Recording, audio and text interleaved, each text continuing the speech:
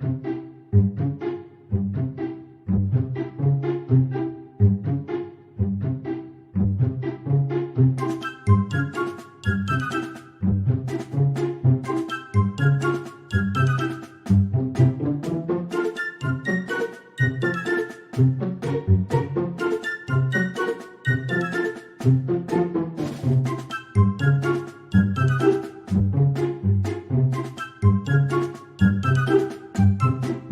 in the Willows by Kenneth Graham. Chapter 2. The Open Road. "Ratty," said the mole suddenly, one bright summer morning, "if you please, I want to ask you a favour." The rat was sitting on the river bank, singing a little song. He'd just composed it himself, so he was very taken up with it, and would not pay proper attention to Mole or anything else. Since early in the morning he had been swimming in the river in company with his friends and ducks. And when ducks stood on their heads, and suddenly, as ducks will, he would dive down and tickle their necks just under their chins. Would be as if ducks had chins, till they were forced to come up to the surface again in a hurry, spluttering and angry and shaking their feathers at him. For it was impossible to stay quiet. All you feel when your head is under water. At last they implored him to go away and attend to his own affairs, and leave them to mind theirs. So the rat went away and sat on the river bank in the sun and made up a song about them, which he called Duck's Ditty. All along the backwater, through the rushes tall, ducks are a-dabbling, up-tails and all. Duck-tails, drake-tails, yellow feet a-quiver, yellow bills all out of sight, busy in the river. Slushy green undergrowth, where the roach swim, here we keep our larder, cool and full and dim. Everyone for what he likes, we like to be, heads down, tails up, dabbling free. High in the blue above, swift swirl and cool, we are down a-doubling, up-tails and all. "I don't know that I think so much of that little song, Rat," observed the mole, cautiously.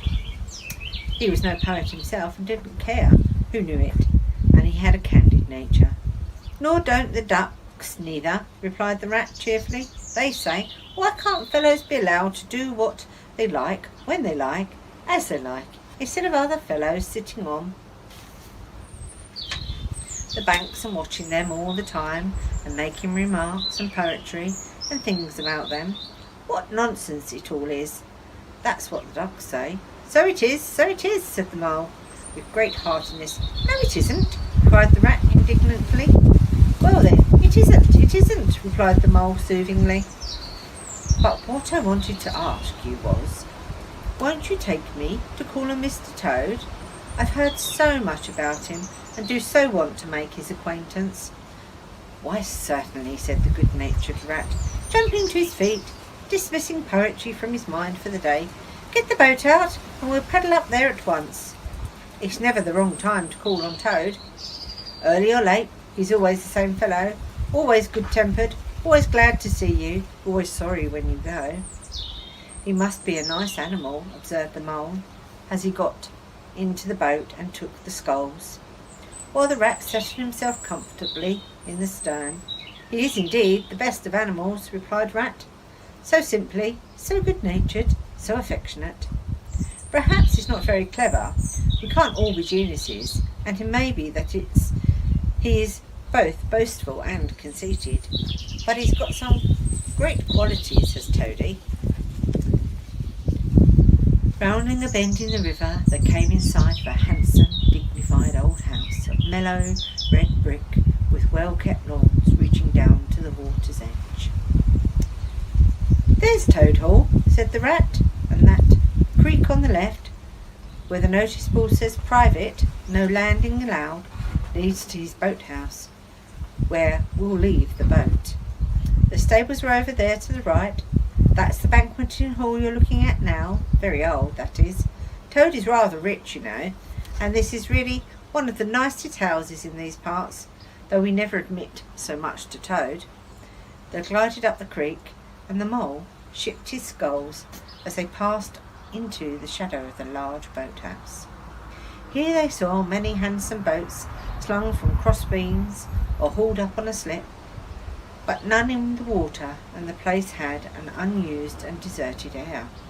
The rat looked around him. "I understand," he said. "Boating is played out. He's tired of it and done with it.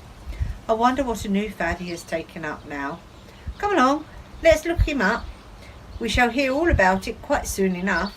They disembarked and strolled across the gay flower-decked lawns in search of Toad, and they presently happened upon resting in a wicker chair with a preoccupied expression on his face and a large map spread out on his knees.